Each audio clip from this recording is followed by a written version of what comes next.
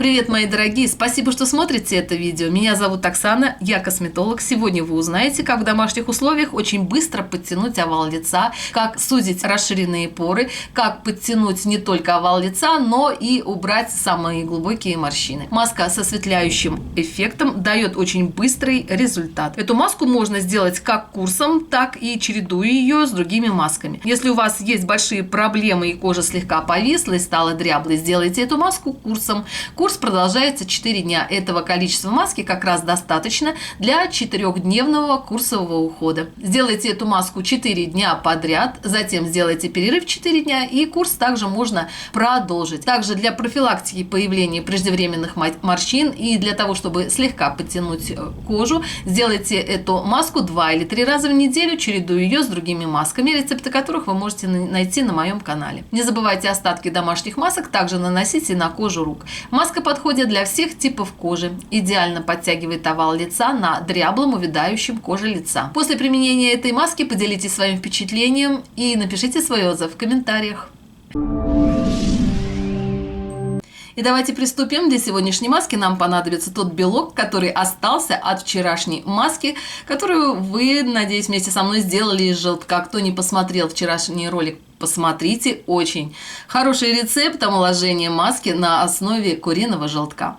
Белок, который остался, будет давать очень хороший подтягивающий лифтинг-эффект.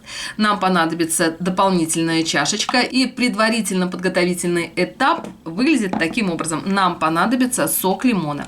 Можно использовать как свежевыжатый сок лимона, так и хорошо подходит уже готовый сок лимона. Если у вас есть витамин С, то также его можно использовать для приготовления сегодняшней маски. Возьмите одну таблетку, разотрите ее в порошок, добавьте 1 чайную ложку кипяченой воды, и можно также использовать для сегодняшней маски. Я использую свежевыжатый сок лимона.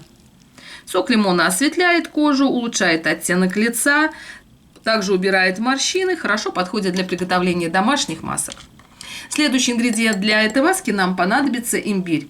Можно использовать имбирь уже готовый, купленный в отделе приправок, продается такой вот имбирь. Если у вас есть корешок имбиря, он тоже хорошо подходит для приготовления сегодняшней маски. Если вы используете корешок имбиря, натрите его на очень мелкой терке и добавьте небольшое количество в сегодняшнюю маску. Нам понадобится буквально на кончике ложки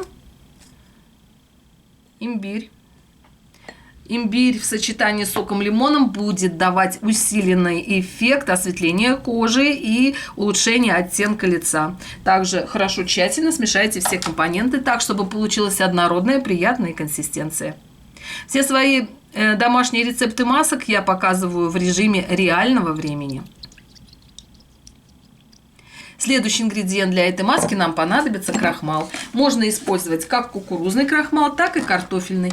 Крахмал хорошо уплотняет кожу, улучшает тургор кожи, делает ее упругой и эластичной. Для сегодняшней маски нам понадобится также небольшое количество крахмала.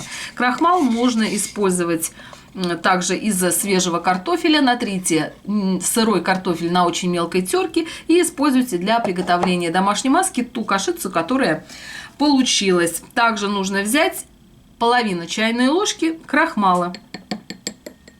Также тщательно смешайте все ингредиенты.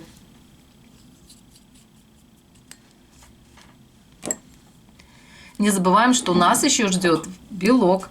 Обязательно соблюдайте не только рецептуру домашней маски, но и порядок добавления всех компонентов. Если вы добавите все ингредиенты сразу в белок, то у вас не получится та качественная маска, которая вам бы хотелось, чтобы омолаживала кожу. Обязательно соблюдайте порядок добавления ингредиентов. Если вы не будете это соблюдать, то велика вероятность, что маска у вас не получится.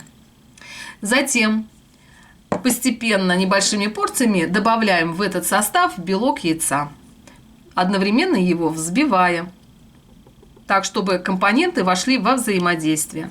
Не перепутайте обязательно в предыдущий приготовленный компонент, доливайте белок в небольшом количестве так, чтобы вам удобно было его взбивать, так, чтобы консистенция маски была однородной.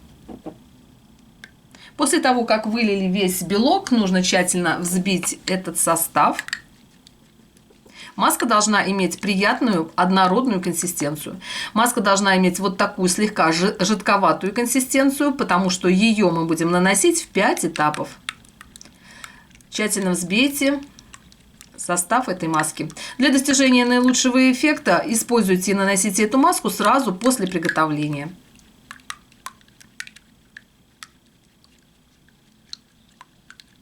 Маска имеет очень приятную, пышную, воздушную консистенцию. Наносите все домашние маски на подготовленную кожу. Перед маской сделайте кислотный скраб или пилинг. Чтобы подготовить свою кожу к нанесению домашних масок, сделайте кислотную скатку. Возьмите 3 или 4 таблетки ацетилсалициловой кислоты, это обычный аспирин, размочите его водой, так, чтобы получилась кашица, приятная к нанесению. По кожным массажным линиям нанесите эту кашицу на умытую, влажную кожу лица, кожу шеи, кожу зоны декольте. В момент нанесения сделайте легкий скрабирующий массаж по кожным массажным линиям. Кислоты очень хорошо убирают верхний ороговевший слой клеток за счет того, что глубоко проникают в эпидермис кожи, также хорошо убирают закупоренные поры, убирают черные точки, комедоны. В момент скрабирования не торопитесь и не делайте очень сильных нажимающих движений. Процесс скрабирования должен не превышать 3 минут. Для жирного типа кожи кислотную скатку можно использовать 1 или 2 раза в неделю, для сухого типа кожи 1 или 2 раза в месяц. После того, как в течение 3 минут поскрабировали кожу, ополосните лицо водой комнатной температуры, промокните махровым полотенцем и приступайте к нанесению домашней маски. Рецепты домашних скрабов и пилингов вы можете найти на моем канале.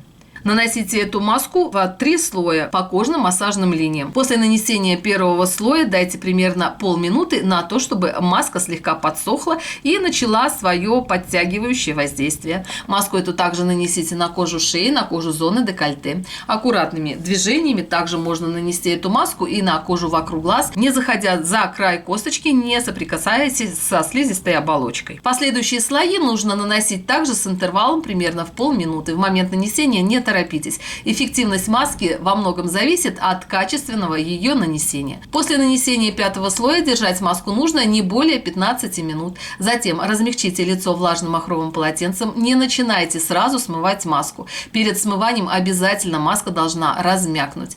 Потом смойте ее водой комнатной температуры круговыми движениями. В момент смывания сделайте легкий массаж лица так, чтобы эта маска слегка вспенилась. Затем ополосните кожу лица водой комнатной температуры и нанесите питательный или увлажняющий крем. Обязательно поделитесь этим видео со своими друзьями, мамами, подругами, для того, чтобы как можно больше женщин знали о простых способах омоложения кожи лица в домашних условиях. Всех люблю, целую, обнимаю, всем мира, добра и красоты. А с вами была Оксана, увидимся в следующем видео. Всем всего хорошего. Пока-пока.